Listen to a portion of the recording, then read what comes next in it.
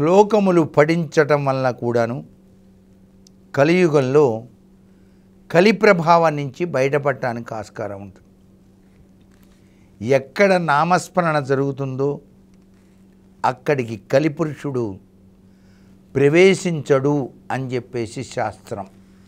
అందుకని ప్రతినిత్యం కూడాను మీ ఇంటిలో ఉండేటువంటి పిల్లలకు కూడాను నామస్మరణ చెప్పండి. హరే రామ రామ రామ హరే హరే, హరే కృష్ణ కృష్ణ కృష్ణ హరే హరే అని చెప్పండి.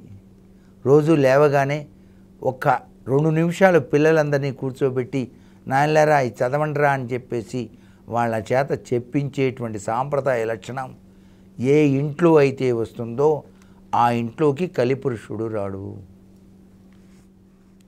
అంతేకాకుండా ఏ ఇంట ప్రతినిత్యం కూడా దీపారాధన తులసి కోట వద్ద జరుగుతుందో ఇంటి ఇల్లాలు తులసీ ప్రియుడవు నీవని తలచి అని వెంకటేశ్వర స్వామిని ధ్యానం చేస్తారు. ఆ తులసి చెట్టు దగ్గర గనక శంకుచక్ర ముగ్గు వేసి మధ్యలో ప్రమిద పెట్టి ఆ ప్రమిదలో నువ్వుల నూనె వేసి కనీసం 2 ఒత్తులు వేసి దీపారాధన చేస్తే చాలండి. ఆ ఇంట్లోకి లక్ష్మీదేవి తప్పనిసరిగా ప్రవేశిస్తుంది. ఆ ఇంట్లో బ్యాడ్ ఈవిల్స్ రావు. చక్కటి విశేషకరమైన ప్రభావంతో ఆ ఇల్లు కళకళలాడుతుంది. ఇంటి ముందు భాగానండి కాంపౌండ్ వాల్, ఆ కాంపౌండ్ వాల్కి ఉన్న గేట్లు ఉన్నాయే ఆ గేట్లకి ఇటు కూడా కృష్ణ తులసి లక్ష్మీ తులసి ఈ 2 చెట్లు గనక నాటినట్లయితే విష్ణుమూర్తి తనంతట తానుగా లోపలికి వచ్చేస్తాడు.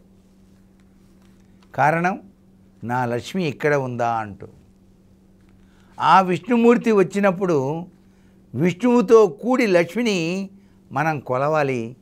అందుచేత ఎవరు కొలిచినా ఇంట్లో దేవతా స్వరూపాలని శివపార్వతులు లక్ష్మీనారాయణులు అలా ఇద్దరినీ పెట్టి కొలవాలి తప్ప విడివిడిగా కొలవకూడదు. ఒక లక్ష్మీ ఉపాసన చేస్తే కుదరదు. దానికి తోడుగా వెంకటేశ్వర స్వామి వారిని కూడా కొలవాలి. లక్ష్మీ అష్టోత్తరం చదువుతున్నానండి నేను ప్రతినిత్యం బ్రహ్మాండంగా అంటే సరిపోదు.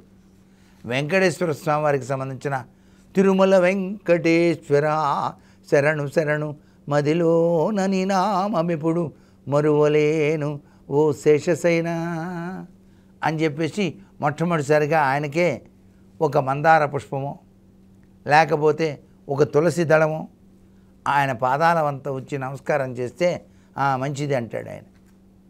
వెంటనే లక్ష్మీ అష్టోత్తరం చదివితే లక్ష్మీదేవి అనుగ్రహాన్ని ప్రసాదిస్తుంది. శివుడు ఉన్నాడంటే కుబేరుడి తత్వం ఆయన దగ్గరే ఉంది. హరహర మహాదేవ అని ఆ శివలింగాన్ని ఉత్తరం వైపు ఉంచి పానవట్టం అభిషేకం చేసి ఒక మారేడు దళం పైన చక్కగా గంధం రాసి శివుని కనుక సమర్పిస్తే లక్ష్మీదేవి వెంటనే పరిగెత్తి ఉంటూ వస్తుంది. ఎందుకో తెలుసా అండి? మారేడు వృక్షము శివపరమాత్మ యొక్క దివ్యవంతమైన అనుగ్రహం చేత ఈ కలియుగంలోకి వచ్చింది. ఒకసారి శివుడు మహావిష్ణువుని ధ్యానం చేస్తున్నట్ట. మహావిష్ణువు శివపరమాత్మను ధ్యానం చేస్తున్నాడు. ఇక్కడ పార్వతీదేవి శివుణ్ణి అడిగింది, స్వామి ఎప్పుడు మీరు విష్ణువుని కొలుస్తున్నారా ఏంటి అని. నా బెస్ట్ ఫ్రెండ్లే అందుకని కొలుస్తున్నాను అన్నాడు. అక్కడ లక్ష్మీదేవి అడిగింది, స్వామి మీరేంటి శివుణ్ణి కొలుస్తున్నారని. నా మోస్ట్ బెస్ట్ ఫ్రెండ్లే అన్నాడు ఆయన. ఇరువురు కూడాను ఇలా కొలుచుకుంటూ ఉంటారు. అందుకే చాలామంది విష్ణాలయానికి వెళ్ళినప్పుడు శివాయ నమః అనుకుంటారు.